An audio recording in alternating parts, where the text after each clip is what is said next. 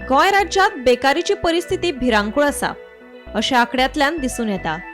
कामगार मंत्री बाबूश मोन्सेरात हांणी विधानसभेत दिल्ले लेखी जापे प्रमाण गोंयांतले 66 PhD प्राप्त केल्ले बेकार आसात। तशेंच राज्यात 33,415 पदवीधर नोकरे खातीर वाट पळयतात।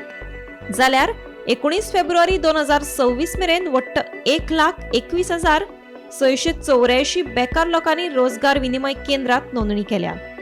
हातूंत 62,433 बायलो, 59,248 दादले आनी 3/3 पंथ्यांचो आस्पाव आसा।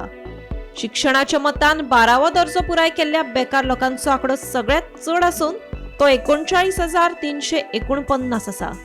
जाल्यार ITI पुराय केल्ले 8,220 लोक अजून नोकरेची वाट पळयतात।